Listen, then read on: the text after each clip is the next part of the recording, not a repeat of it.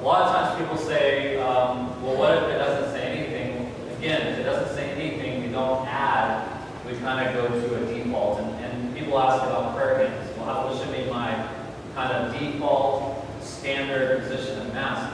I believe it really should be our prayer hands, and in the sense of attentiveness. And it's really hard if you've ever tried at your next Mass, try to have prayer hands through the whole Mass.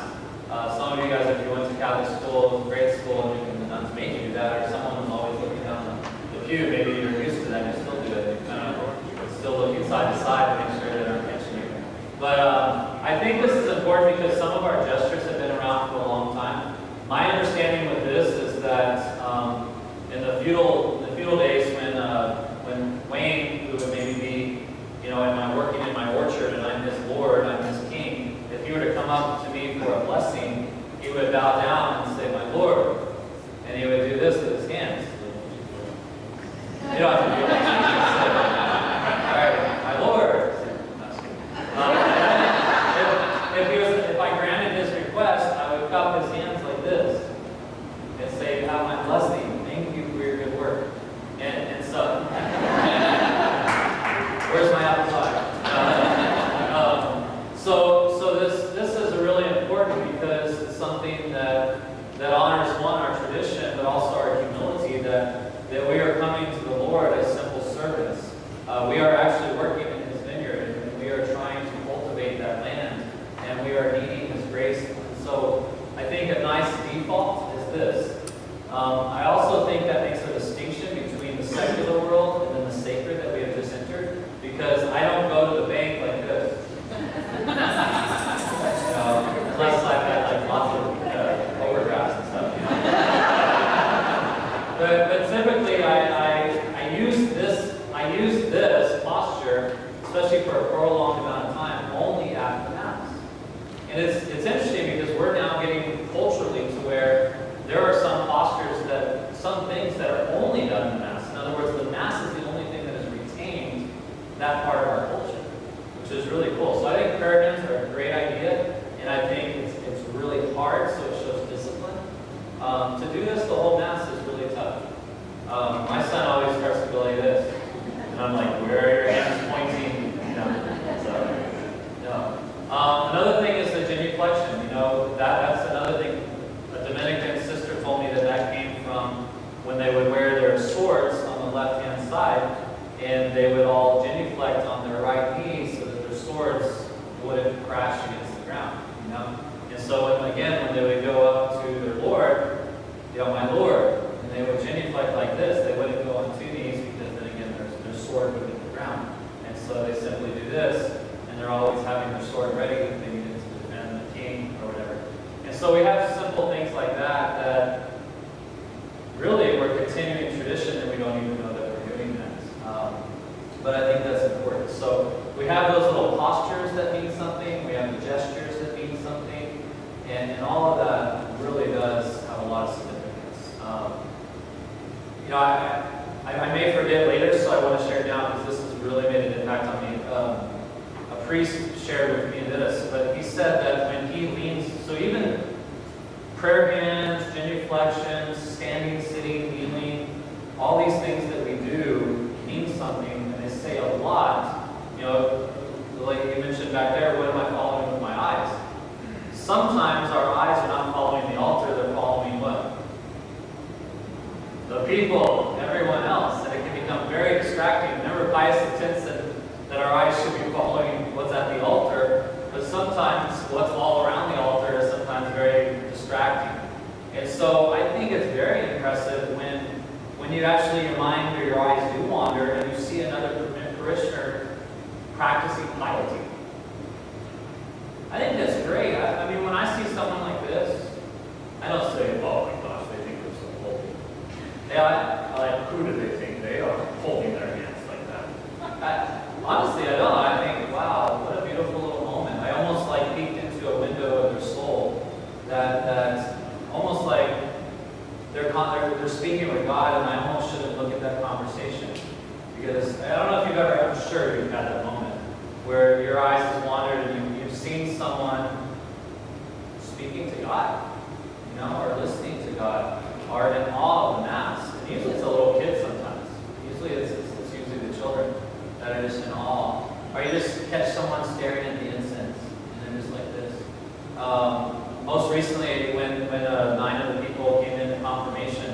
I couldn't help it. There's one young man, Jacob, that he just had his game face on the whole time, and he was just like, yeah.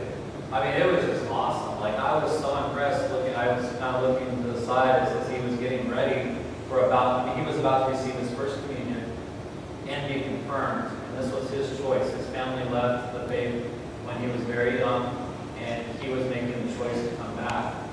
And really, it's quite honestly bringing his family back. And that Mass was so important that he was just like, I'm ready for this, you know? And that really moved me. And so there's that piety. So sometimes we're really, the congregation can really move us as we see someone encountering Christ. I know there's the opposite. We're like, that person doesn't even care to be here. You know, we have that too. And that's like, there's a sadness to that. You know, Jesus said, blessed are those who mourn. So even if you see someone that you think doesn't even really care or is paying attention too much, you pray for that person and say, I'm praying for them, and maybe that's why you want your eyes wandered that way. I don't know. So we've been talking a lot about the importance of the Mass, and this just is a great paragraph. So the Catechism of the Catholic Church 2181. The Sunday Eucharist is the foundation in confirmation of all Christian practice. For this reason, the faithful are obliged to participate in the Eucharist on days of obligation, unless excused for a serious reason, for example, illness, care of infants, or dispensation by their own pastor. Those who deliberately fell in this obligation commit a grave sin. So, two things here. The Sunday Eucharist is really the foundation and confirmation of all Christian practice. So in all Christian practice, the Mass is central to all of that. As we say yesterday, everything flows to that, and everything flows from that. And as I mentioned, Father Hawkins said in his homily, I believe it was 2 Holy Thursdays ago, that this is what we do, this is what we have done throughout the century. If we do nothing else, if everything else has to go, this won't. And I want to kind of explain why. There's really 4 priests that I'll be using a lot during this section. Father John Hardin, who has a great dictionary called the Modern Catholic Dictionary. A lot of great stuff in that. Really good theologian. A lot of these ideas from Father McDaniel, especially the one I'm about to share. Monsignor Knox, who I'm going to share some of his, a little book that he wrote, some quotes from him. And then Father Glenn Mullen, who is a priest in Corpus Christi, but he was at St. Louis Van Seton for a little bit, and so I learned a lot from him. But Father John Hardin talks about five reasons for the Mass. So you might write these down. It's a representation.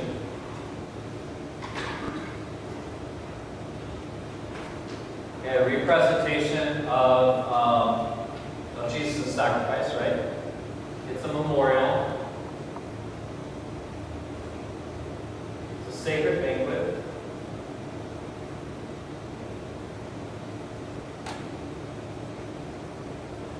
I'm going to say all this, but I'm going to write a little bit. This is the one I really want to focus on a lot. It's the divinely ordained means of applying the merits of Calvary. And I know Father Daniel talked to, I don't remember when he said this, but he kind of has said this a lot to me, that this is how, it's through the Mass, that the merits of Calvary are then applied to our soul. And so the applied, or the application, however you want to say it, the applied merits of Calvary. And then what we'll really focus on today is an oblation. Oblation just means offering or sacrifice. So if you had to, just again, for those that you can't see the whiteboard, a representation, a memorial, a sacred banquet, the applied merits of Calvary. So how you apply the merits of Calvary, and an oblation. If you had to just kind of put a 1 through 5 on what you think the Mass is, maybe come in and just talk, you're like, well, to me the Mass is mostly this, or this has been my experience in the Mass. And so you may not have considered the fact that all 5 of these things are happening. Maybe on your radar is just 1 or 2 of these, maybe all of them, I don't know. But it's important to kind of have great this mystery is and how great the Mass is. So with representation, if you're taking notes, maybe just jot out here that we are present at and participating in. So present at and participating in. Just think about that for a second. It's a representation. That means that Good Holy Thursday, Good Friday, and Easter Sunday are presented to us. Represented.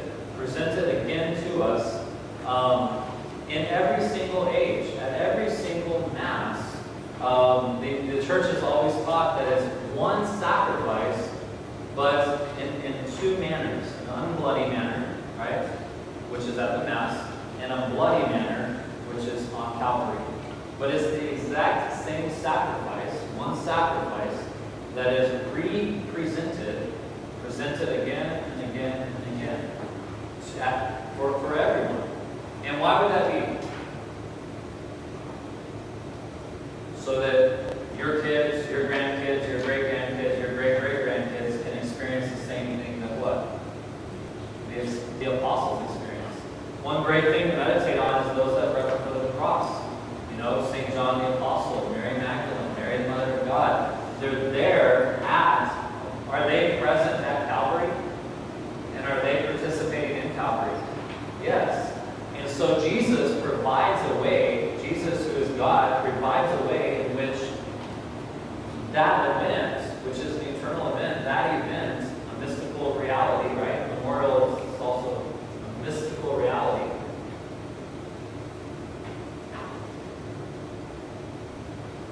That event is presented to us. And it's presented to us so that we can be what?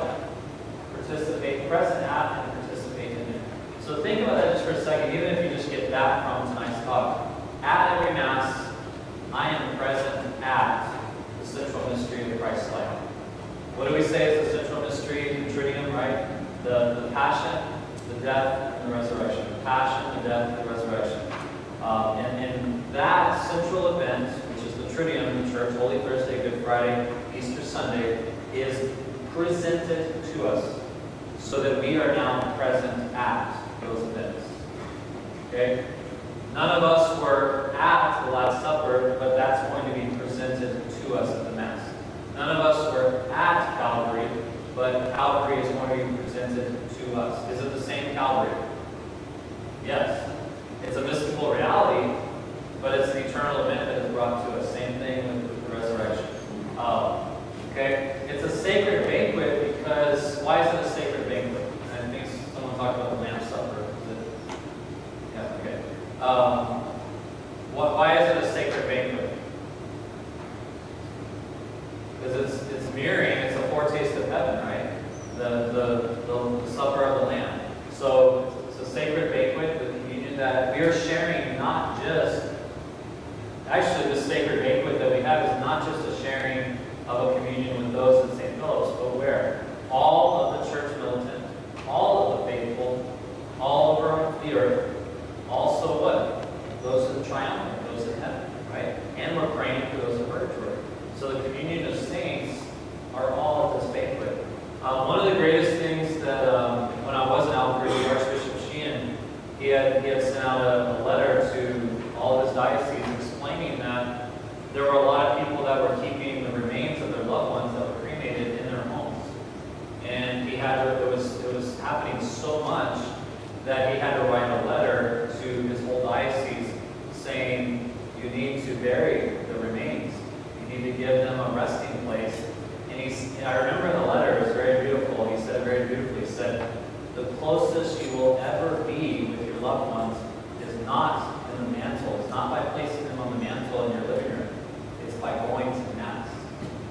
He said the closest you will ever be with your deceased loved ones is at Mass. You know, now that may not be in feeling, but it's definitely in reality. The closest, those that are in purgatory or in heaven that have passed on, the strongest communion we will ever have with them before we die is at the Mass, because the Mass is the only place in which we can have that communion, that true communion with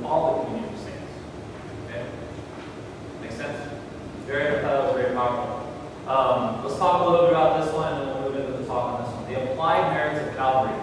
Have you ever heard someone, especially being in North Texas, maybe you're at a restaurant or somewhere and says, oh, you're Catholic? Well, that's cool. I'm non-denominational. Maybe they're your waiter at your restaurant. Oh, we're Catholics here. That's cool. I'm Christian. Yeah, that's cool because it's all about Jesus, right? So we're all kind of one, right? It's all about Jesus. And like, you're kind of eating, you're hungry, and you just want to get your Coke. And so you're like, yeah, it's all about Jesus. We're all one. And then we're like, oh, why did I say that? That was a missed opportunity. That's happened to me before. I don't know if that's ever happened to you when someone says, well, it's all about Jesus, right? Have you ever raised your hand if you ever? Okay, a few people, okay. It is all about Jesus. So when you think about this, let's just kind of think about this through. It is all about Jesus. And there really is no Jesus. There is a Jesus, but you can't have a Jesus without having a cross. So this is a problem on our site. Father Hammond set us above too. There's a lot of Christians that want Jesus without the cross. They want Christianity without the suffering. Right? They want a church without sacraments. They want Jesus without a church. Right? So think about that process. I want a church, but I don't want those sacraments. Or I want Jesus, but I don't need a church. And then there's the people that say, I want God, but I don't want Jesus as my God. I want to kind of make up my own God. Right? So then there's all kinds of problems there. Well, if it is all about Jesus, we can't ignore the cross. We also can't ignore his sacred body, his humanity, his incarnation, because he did become man. So if we start there, if we actually start with Jesus, and we start with his saving action, Jesus on the cross, then we have to ask what happened on the cross. Well, he was pierced, his side was pierced, and blood and water came forth. Okay? And in John's Gospel, in the prologue, it says that Jesus, the Word became flesh and dwelt among us, full of what? Grace and truth. Well, Jesus is going to give us the grace and truth through his open side, because it's from his eternal heart that blood and water pour forth. And this is the fountain, this is the source of all grace,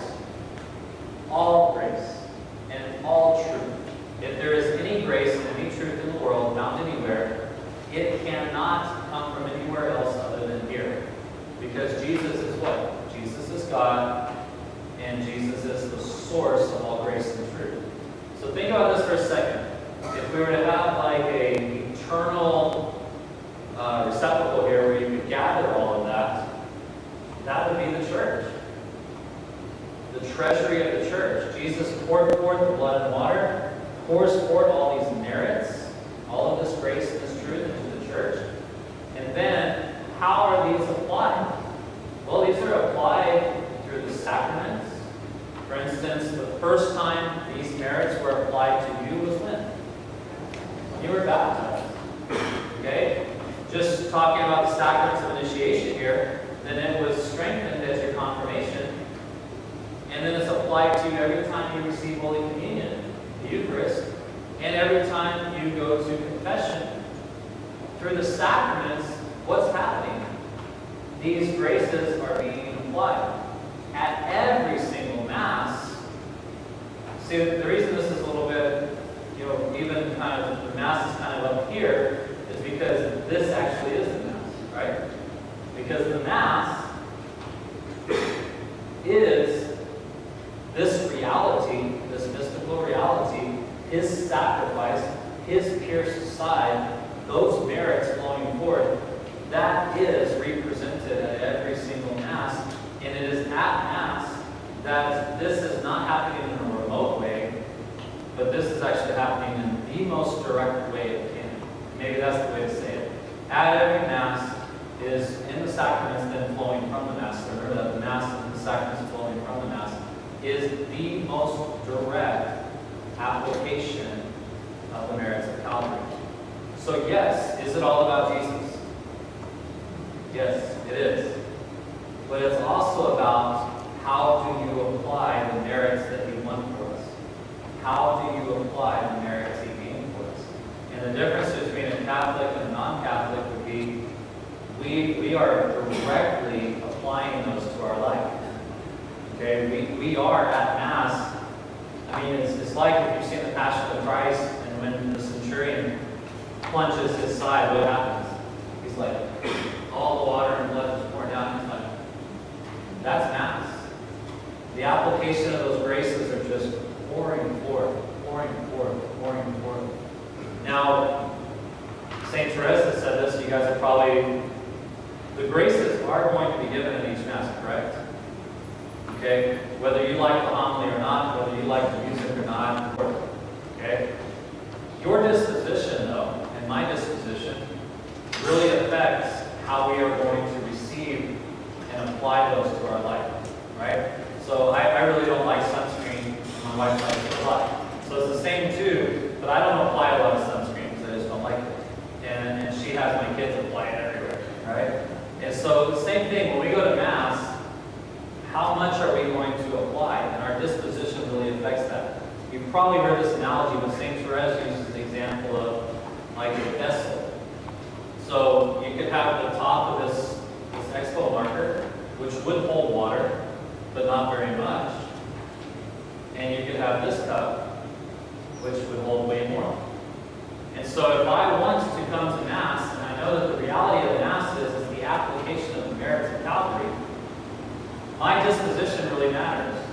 Because if I'm not really disposed correctly, if I'm not really into it, if I'm just, whatever, I'll go to Evangelization or whatever, well, that's good, I'm still there. But I'm coming to the fountain kind of like this. And that's how much merits will be applied. But if I'm really, and this is why the vestments and the music and the architecture and the people, this is actually, and the preparation, getting there before time, reading the readings, like this is why all of that matters, because it would, like St. Augustine says, it's like a balloon that you stretch, and you stretch, and you stretch, and you stretch. The balloon is the same, but what have you done? You have made it larger so that it can be what? Full of more air. And so there are things that we can do in life to become more disposed so that we can apply more of this grace to our life. What are we also doing in Mass? We're also praying that this grace can then be applied to other people, right? Because we're bringing our intentions, applying it to the faithfully departed, applying it to people that may never be there. We're asking for these graces. So even our disposition to help others is very, very, very helpful. Not that I just come just for me, but I'm bringing intentions with me. At least one intention. Okay, what if I'm in mortal sin? Can we gain any merit in mortal sin?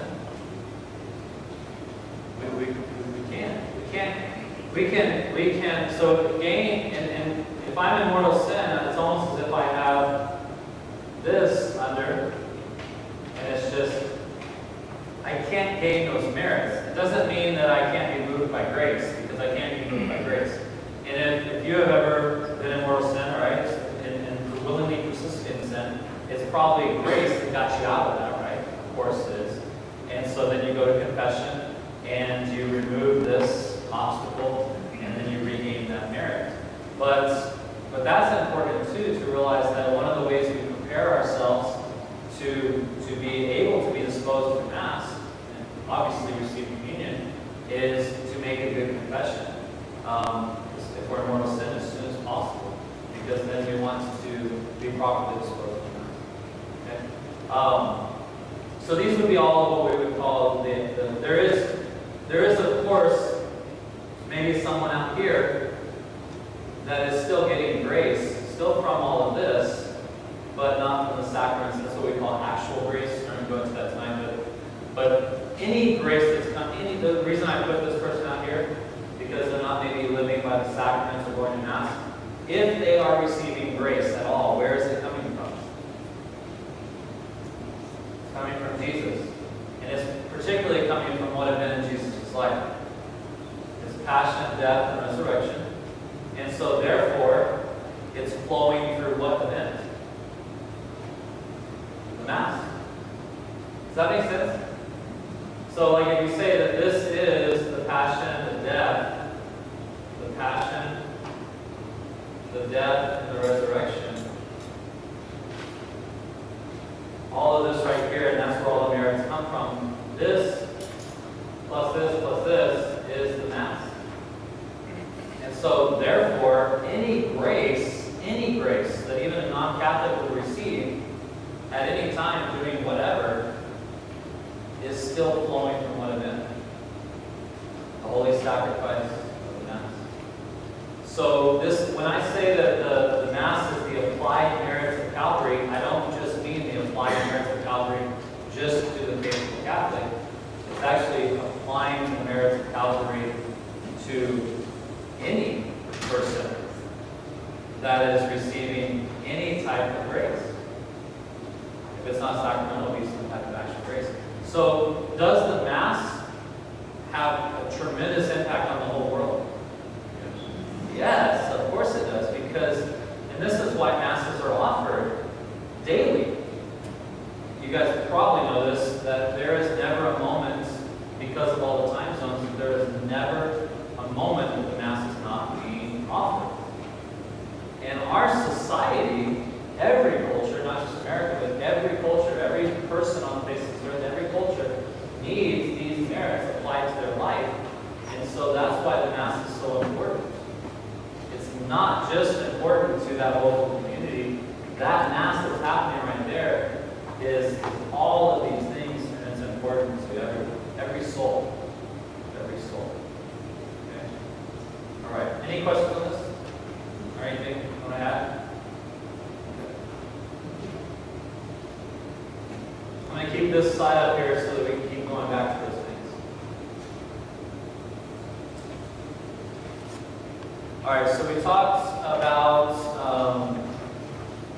the three parts: introduction, introductory rites, liturgy of the Word, and liturgy of the Eucharist. And so I want to go ahead and do a hashtag again. All right, number sign. So now, what are the three parts? And this is a lot of Full Machine talks about this. Just like any drama, anytime you have a drama, I forgot to mention him in the Four Priests. So there's a lot of Full Machine right here. If you've heard his stuff, I want to go back and listen to some. He'll explain some of this as well. He talks about the Mass being this great drama. And in a drama, we have different sets, right? The curtain will come down, and then the curtain will come up, the curtain will come down, and the curtain comes up. So he says, in the Eucharistic prayer, so we're just talking about liturgy of the Eucharist here, really. There are three main stages, and these will go in order. So what are those? Okay, the offertory, the consecration, and communion. All right, offertory, consecration, communion. All right, so those are our stages of this drama, of this play. Who is the actor? Talked about this yesterday. So a lot of people said priest. The primary actor is Jesus Christ, but the priest is in persona Christi. All right, so let's just put Christ and the priest together, because it is the priest that is saying the words of Christ. And so you have probably heard this before, but when we're talking about the body of Christ, the church, the mystical body of Christ, the head of that body is Jesus Christ. And the members are who? Okay, and what do you mean by us? What do you mean by the church? What do you mean by the faithful? Baptized faithful. All right, baptized faithful.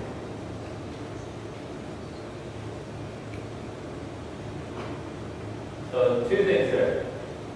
Baptized, because that's your incorporation into the church. And faithful would be implied that you haven't separated yourself from that body. Okay? Which would mean if you have ever separated yourself, you need to immediately reconcile with that body. Okay? Now we do have a lot of baptized people that are not in complete union. That would be people that are not under the bishop. That would be people that don't accept all the doctrine and teachings of the church. And that would be people that do not accept all of the worship. And so they are part of the body of Christ by baptism, but not fully incorporated into, because they're separated in some form. Okay, so that's kind of important too. All right, so you have the two actors here. You have the primary actor, Jesus, with the priest, who's in persona Christi. And then you have the secondary actor, who which in union with Christ is also acting. And so that is the actor of this. What is the action? These are the stages. What is the action that is done? If you had to pretend like this is a drama and say, what is the primary action of this stage, of this set? Set 1, stage 1, the offertory. What's the main action done by Christ and also us in union with Christ? Not sacrifice. Yeah, well, kind of, yeah, it's almost the whole thing is a sacrifice, so get a little bit more honed in. Right. Some of you said gifts. This is the giving, the gift itself, like the giving. And the reason that's important is, think about this thing. Was Jesus' life taken? No. His life was given. That's why the offertory is so important. There is an aspect of gift.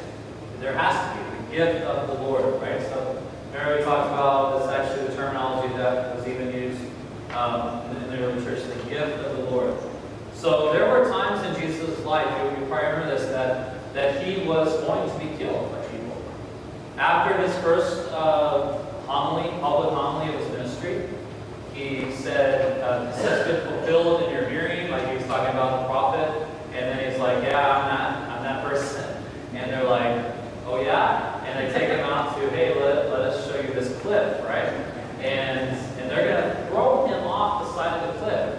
And it just simply says something like he walks through them. I forget what exactly it said, but he just walks back through them.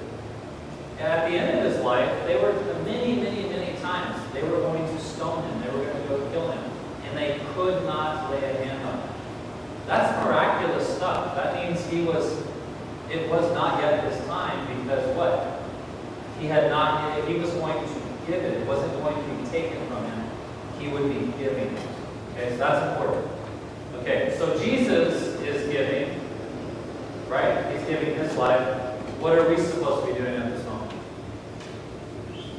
Giving our life too. We are to give over. Any idea on what we could give him at this moment? And I'll give you a hint, just because I'm a little fast with the time here. Do any of you have a devotion of praying the morning offering in the morning? Okay. Do you know it by heart? Okay. Anybody want to kind of by heart? Maybe if we start you off, you know it, but.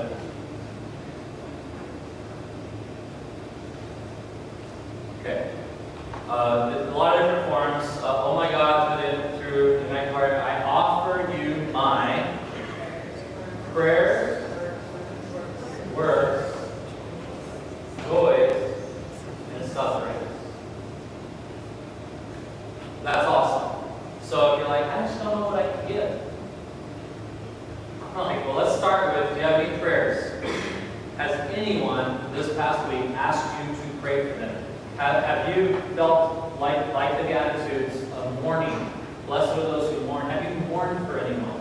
Have you been saddened by anybody or anybody's condition? If you really took the time, John Paul wrote these things down. He had an index card in his wallet, and any time something moved his heart to pray for, he wrote it down. And then at Mass, or when he was praying his breviary, guess what he would do? Pull out that index card and say all those things by name.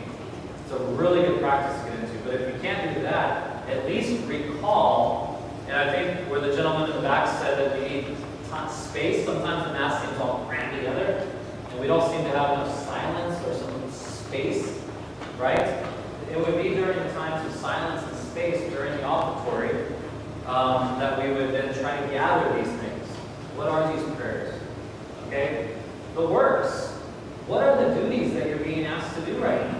Right now in my life, I'm raising 7 kids and working. So I have a lot of work and grace. So I need to apply a lot of merit to these works. I need your help, Lord, right? To raise these kids and to be a faithful servant here at this parish.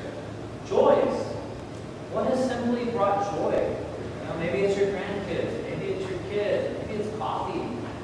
Maybe it's a cigar. I'm going to stop where I'm saying all the great things I love. Maybe a scotch. Maybe it's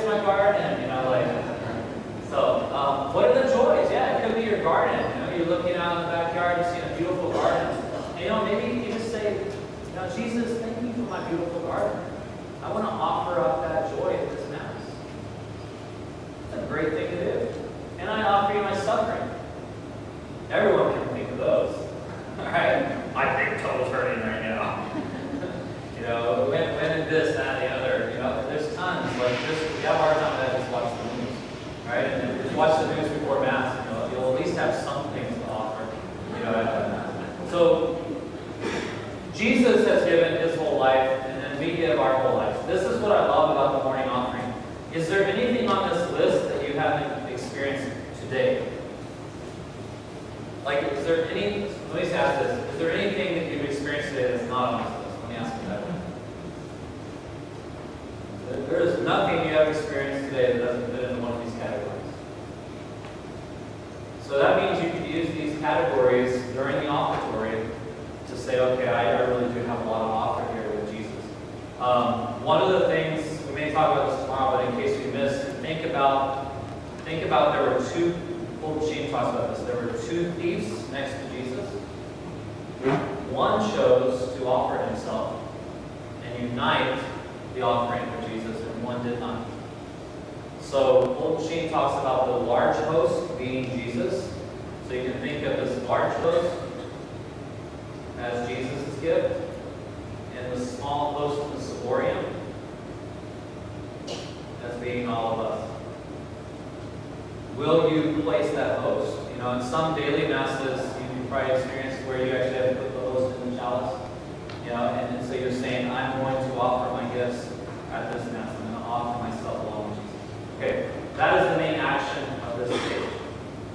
What is the main action of this consecration? Consecration is the death of Jesus. The actual death. And what is he giving? Is giving his life, but to the point of death. Okay? The main action of communion is what? Is resurrection.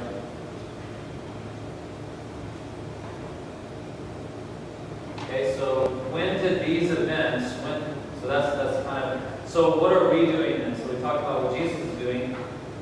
I'm going to leave you may want to draw this over, but I'm going to go ahead and leave the offertory and the consecration and the communion up here, and then we're going to fill in the gaps here. So you may just want to draw this again, but I'm going to keep it up here just for the sake of our talk. Okay, a lot of this is from Father Nolan, but also from Monsignor Knox, and then a little bit of Golden Sheen as well. And I hope I get to read a little bit of this to you. But at the Mass, so think about this just for a second. I'm going to ask you to fill in. There are 7 times that there is an elevation of something. I'm not talking about just your hands or something like that, but an elevation that takes place. And I'll put them in their sections. So there are going to be 2 that take place during the offertory. 2 kind of primary times that, again, watching the Mass, following everything on the altar with our eyes, especially for little kids. What are they seeing happening? And why is this happening? There's going to be 3 times during the consecration, and then there's going to be 2 more times during the communion part. So remember, these are parts to maybe help out with this a little bit. When does the offertory begin? Just so you know what you're working with here. Offertory begins with, basically, Andy, can you help us out here? Because you have been using a certain time. So offertory is right after creed? Okay, yeah. So after the creed is kind of thing. Okay. So after creed, sit down. Okay. And then consecration would really start, moving into the consecration would be the preface, followed by the Sanctus. Is that correct? Okay. So the Sanctus, the preface is that beautiful prayer that the priest says that, again, is like the collect, where it's giving the theme of really that Mass. And usually it's seasonal, but it's going to be stressing kind of like giving cliff notes of what's going on at that Mass. This is the theme. And then we move into the beautiful song too. Holy, holy, holy. We're entering into. So we are now entering. We have offered ourselves, and we are now entering into the most sacred part of the Mass, the consecration.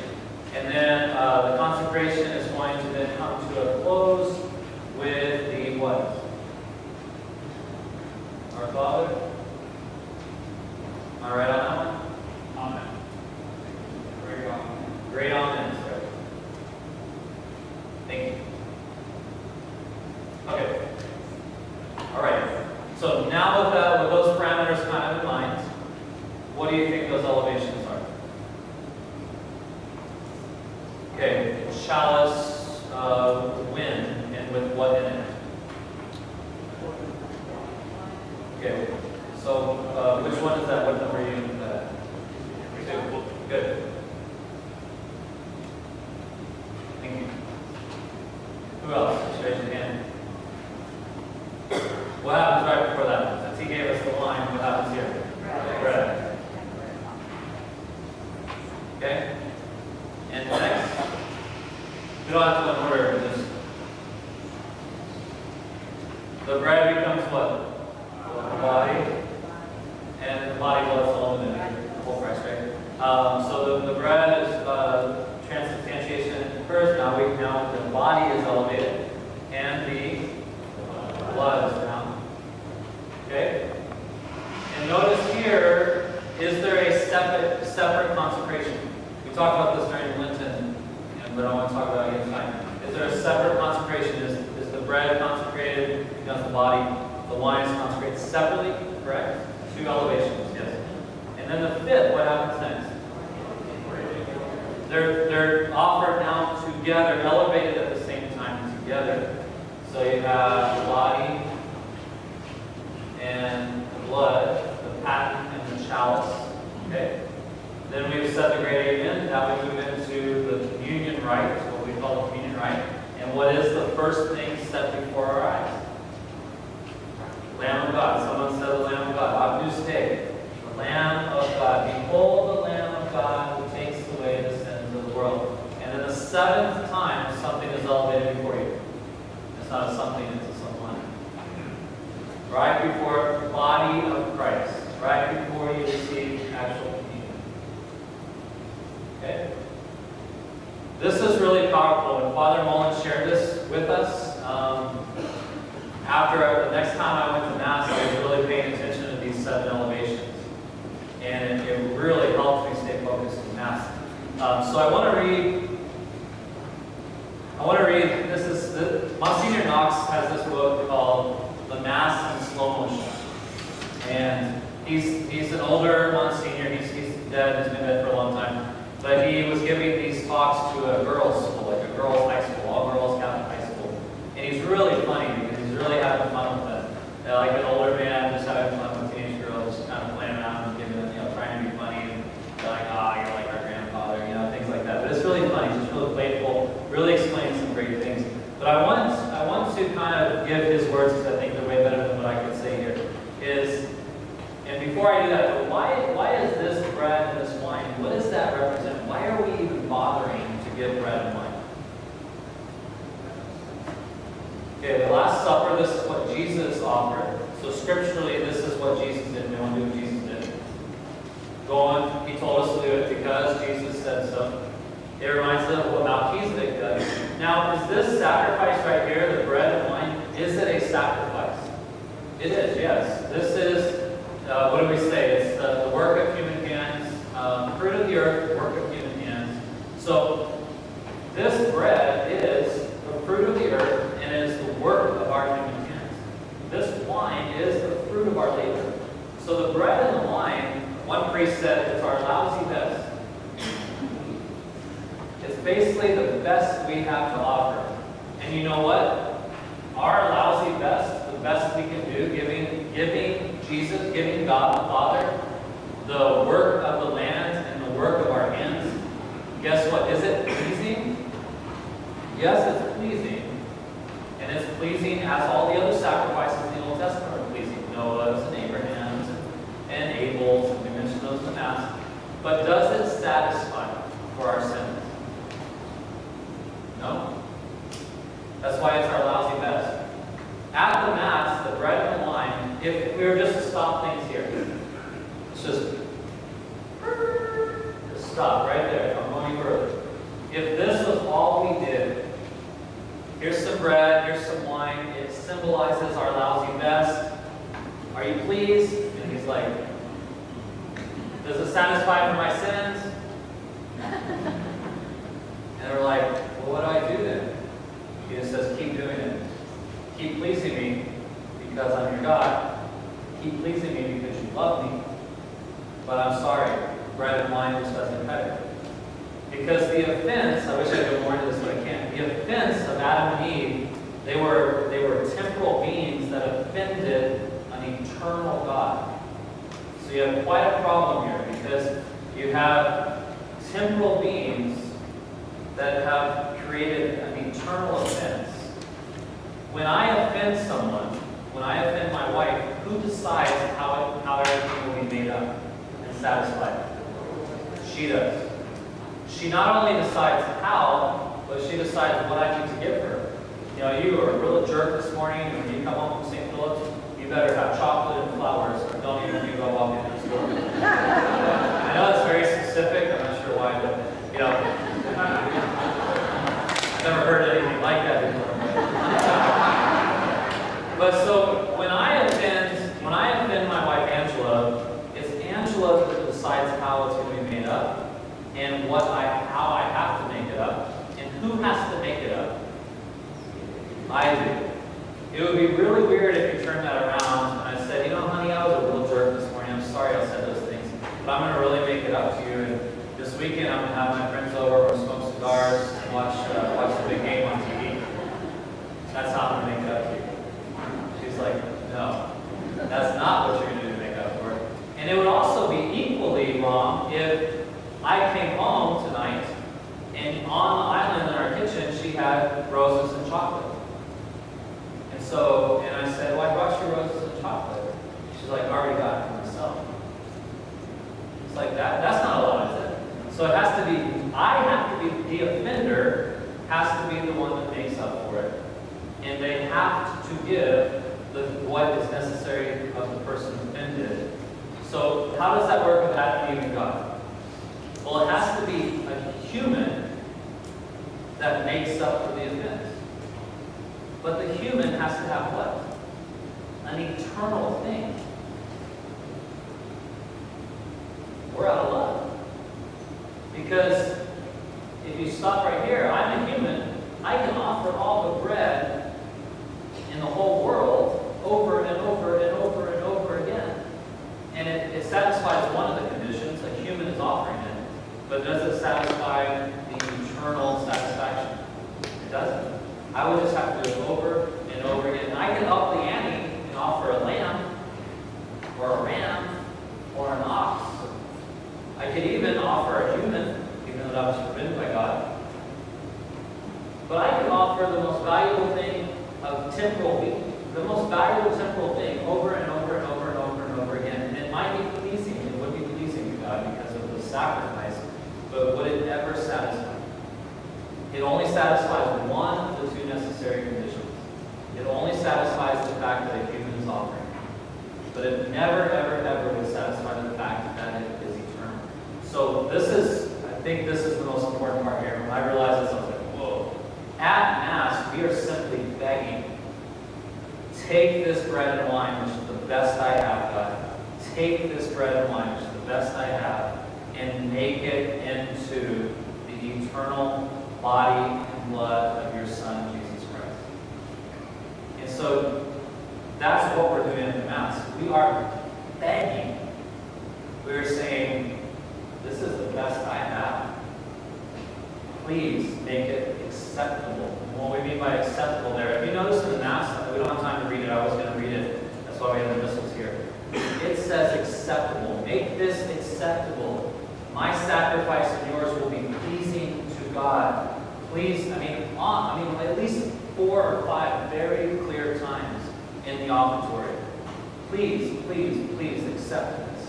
And we know that our gifts are not acceptable, so make them acceptable. Make them acceptable. And guess what? Through transubstantiation, they are made acceptable because our gifts are made into what? Body and blood, soul, and divinity of our Lord Jesus Christ. So now look what happens. Now it is an eternal reality that's being offered. Jesus Christ, who is both what? So Jesus Christ satisfied both conditions. Yes, he is both God, who satisfies the eternal, because he has to actually offer himself.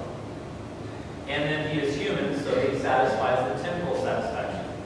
Jesus Christ is the answer then to this problem of satisfaction of sins, of atonement for sins.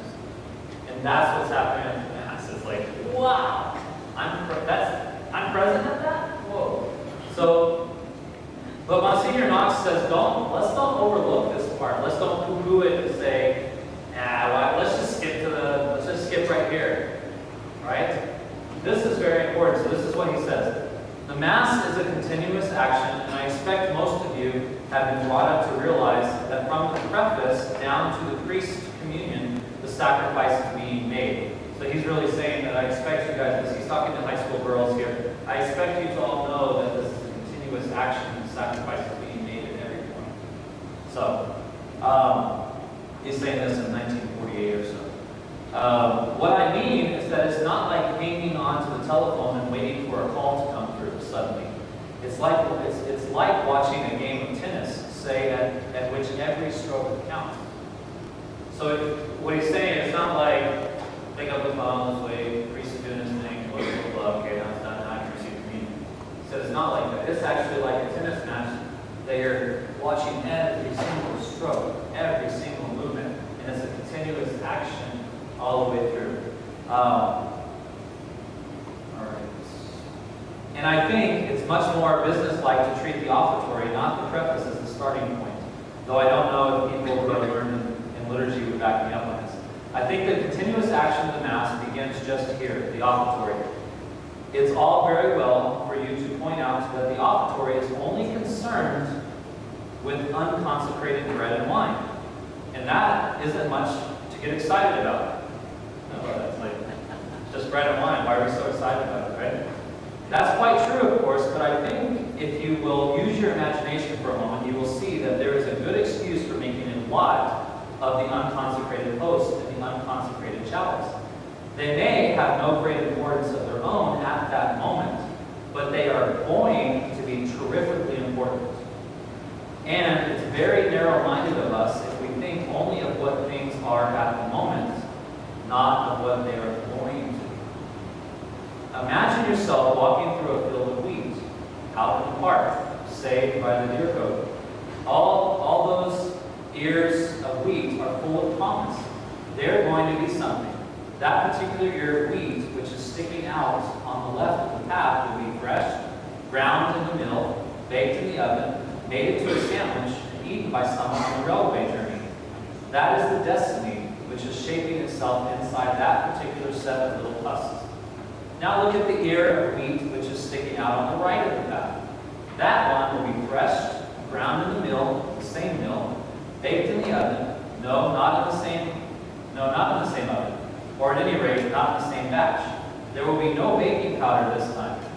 Then it will be pressed by a Carmelite nun in a press which will give it the imprint of the crucifix. It will be sent off in a tin to the sacristan of some church.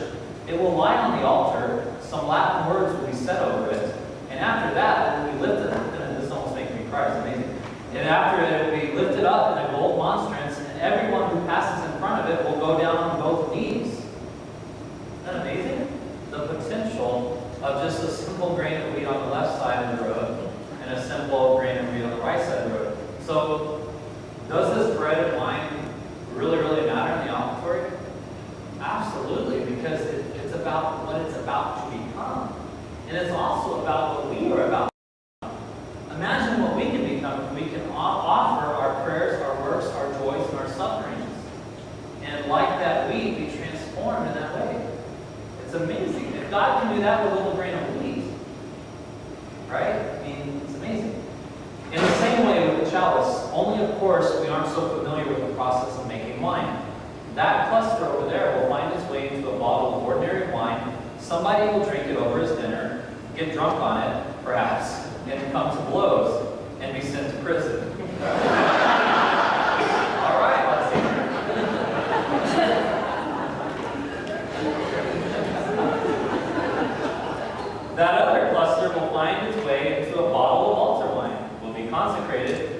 drunk by a priest, and bring him just the grace he needed to resist that temptation and to rise to the height of sanctity, and yet the two clusters grew side by side in the same vine long ago. So what the priest is doing at the altar is to separate, to earmark this particular lump of wheat, this particular dose of grape juice, for a supernatural destiny. And that, of course, is just what is happening to you and me all the time. Sooner or later, we shall die. And that moment of death will be, please God, our consecration. We shall be changed to do something different, be given a spiritual body in place of our natural body, and live praising God among the saints to all eternity. So, I should just read this as the whole session. Monday, Tuesday, Wednesday should just be story time. We just need to get Father Hawkins to come read this. And, man, that would be a great 3 nights. So, all right, but you're stuck with me. So, I think that's just beautiful. I think the way he has us use our imagination there of what's happening. So, what happens here is we get to go on to what's happening here, the body and blood. And what is happening here is the body and blood, there are 2 separate consecrations here. What does that mean? And some of you may have heard this at the Lenten retreat. What does it mean when blood is separated from body? Death. And this is what happens. This is the death, symbolizes the death of Christ, right? So here, if you had to kind of point what's happening at this moment, Jesus, the head of the body, dies, gives his life. Here, the body and blood, this is actually probably my most favorite part of the Mass. And the reason I like this is when they elevate it, usually priests will sing this, but they'll sing the, is it with him, through him, in him, or in him, with him? Through him, with him, in him, I think. Through him, with him, and in him. I just love that. Like, through him, with him, and in him. So what is happening here? This is an invitation to you. When the body is elevated, and when the blood is elevated, that is Jesus giving himself to the Father. Jesus, alone, giving himself to the Father. He is dying his death. It's his consummatum est. And then, guess what the faithful are asked to do? Will you also die with him? Will you die through him, with him, in him? Will you now offer yourself? Now, you've already said that you will, but now is when you get to actually do what you said that you were going to do. And then we actually respond to this what? Amen. Yes, I will. That's what we're actually saying. In the extraordinary form, the Latin Mass, at this moment, or it's not actually at this moment, it's actually at these moments, that when the priest is turned this way, he has a vestment that's kind of like a square, and I think I have a picture of it.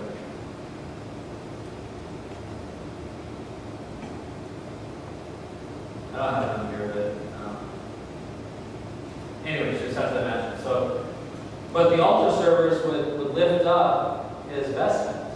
And then I asked the priest why that happened, why the copes were so large back then. They were very, very heavy, and it messed up the range of your motion. And so when you're actually elevating things, you had to have that weight off you. And so you had an altar server on this side, an altar server on this side to lift up your cope, so you actually had range of motion. But what looks like is happening, I think like a little kid, is here he is elevating the host, and then he's like, his cape is up. And it makes this beautiful, like looking at your eyes following what's happening on the altar. It has this beautiful movement of just going like a skateboard ramp, right? And so it's like, he's just, and I'm like, I want to go with. And you just want to grab onto his vestment and just go with him, right? And I love that because that's actually what I feel like at this moment. Through him, with him, in him. Let me catch that right. I want to go. I'm going to go with you, Jesus, through you and in you to the Father. I want to die with you. I want to give my all, the best that I can. Okay, and then God, something is really important. I'm going to draw it up here. Anybody that's served at Mass know what happens when he breaks the consecrated host? Anyone want to? So he go ahead. Yeah, so I'm going to kind of draw it so you can see here. So here you have the host that is just a large pattern. He breaks that, okay, right before he's going to do the Lamb of God. But before he says, behold the Lamb of God who takes away the sins of the world, he breaks this and then he breaks a small piece off here. All right? And then that piece is dropped into the chalice. And it reunites with the precious blood. So what you have right before he says, as a part of, it's called a fraction rite. And basically, it's, I don't have the words when we say it, but basically what's happening here is this part is what? The body. This is the blood. And what has just happened? Body and blood have been reunited. United. Here, body and blood was separated, which means death. And here, body and blood are brought back together in the rite of the Mass. And this means what? Resurrection. Life. So, life. This is his resurrection. This is a very important moment because who else can gather up the blood that has just been spilled from their body and put it back in them and say, here I am? Only God. And so what's happening here is God is saying, I have victory over death. I have victory over Satan. I have victory over sin. I have victory over the grave. So remember here we had kind of a stopping point. We were left like, this is my lousy best. And then we're rescued from that by God's providence and mercy that he gives us his Son. Right? His Son gladly gives his life for us. Both out of love. The Father gives the Son out of love. The Son gives back to the Father out of love. And then we are invited into that. Now, it's the baptized that then are invited into this because the baptized are a part of his body. And so then we make this offering. Okay? And then he says this isn't the end. So it doesn't just stop here. There's now, but now I live. I have conquered sin. I have conquered death. I have conquered Satan. So now there's going to be another invitation to you. You'll come up and the priest or the excoriating minister will say, body of Christ. And you see how here is a second invitation? If you are being invited to die here to your sins, to yourself, and to offer yourself through with and in him, what are you asked? What are you invited? What are we all invited to do here at 7? Live with him and conquer Satan. Right? Remember our baptismal vows? Do you reject Satan? Do you reject his evil works? Do you reject his empty promises? We are invited here to say, yes, amen. And that's what we say. Amen. And so see, it's always Jesus that goes before us. Jesus dies, and then he invites us to die. Jesus rises, and then he invites us to live that life, that resurrected life, being united with him, conquering Satan, conquering sin, and conquering the grave through our ultimate resurrection. It's always our leader that goes first in the Mass. It's always because he's the primary actor. And then he invites us. Does he force us to come with him? Because we're just simply in the pew. And he says, will you follow me? Will you die to self? Will you live with me? So this is actually the movement of the Mass. And it's actually taking place during the offertory, the consecration, and the communion. Really amazing. Very visual. Very, very visual, because there's actually things happening, and bells ringing, and smoke blowing. It's just this, and prayers being said. And we'll talk about that tomorrow, how this is all like, again, in a good movie, what do you have? You have good actors, you have a good script, and you have a great score. For a Mass to be done that is pleasing to God in the utmost, guess the best you could do, you would need to have great actors. Well, Jesus is doing his part. So we, the congregation, have to, and the priest, have to be those actors. We have to have really good actors. And what I mean by actors is we're not faking it. It's the action that we're doing, right? We have to have great script, which we do. Our prayers are beautiful, and we have to have a great dialogue, and we have to have a great score.